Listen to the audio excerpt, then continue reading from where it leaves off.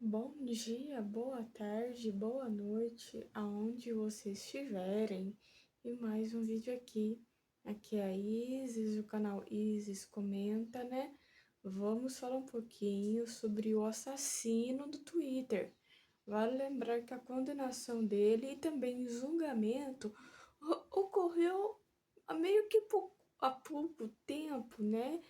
Tô falando há pouco tempo porque o julgamento e a condenação ocorreu lá em 2020, em meio à pandemia, em meio àquele caos total que rolou, que aconteceu lá em 2020, né? Então eu falo entre aspas, né? Recente porque o caso, né, teve julgamento, tal coisa, né?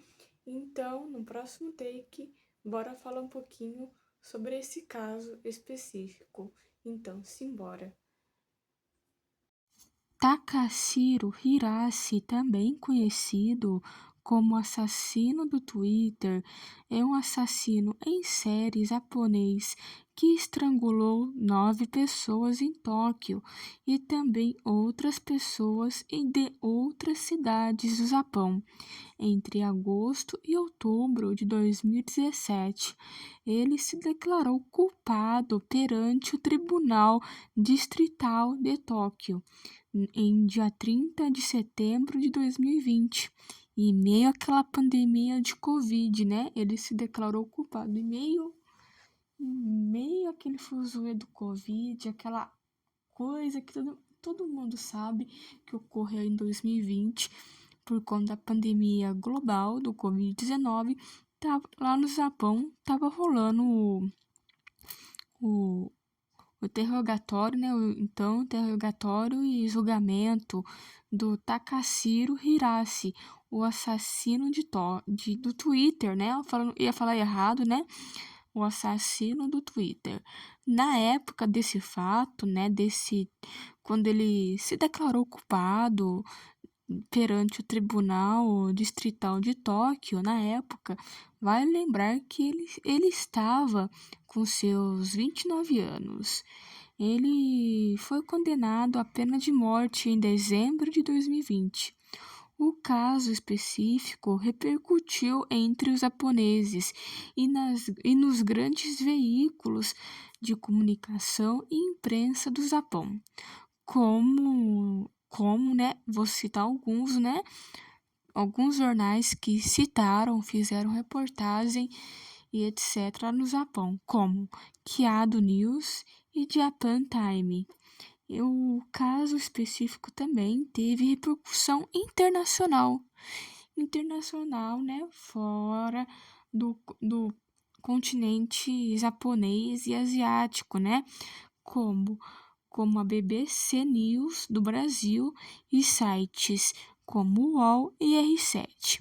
E também teve repercussão em vários sites dos Estados Unidos, né?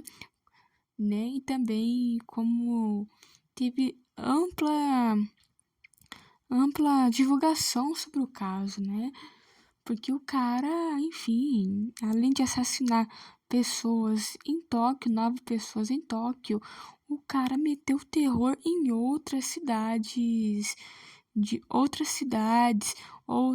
províncias, né? Vamos falar assim, lá no Japão, né? Entre agosto e outubro de 2017, né? Vale lembrar que na pena de morte lá no Japão, né? Eu gosto de ressaltar aqui, né? Que a pena de morte lá no Japão é na base do enforcamento, né? Tem uma reportagem do Domingo Espetacular. Vocês podem até procurar no YouTube, aqui tem, que, que mostra como funciona a prisão do Japão, como funciona a prisão do Japão, como funciona o sistema prisional do Japão e também como funciona a pena de morte lá, como funciona a pena de morte pelo enforcamento, tal coisa lá. Tem uma reportagem no Domingo Espetacular que eu recomendo vocês assistirem, quem tem curiosidade de saber como funciona o, o sistema de pena de morte também, o sistema de pena de morte no Japão e também como funciona um presídio lá no Japão, né?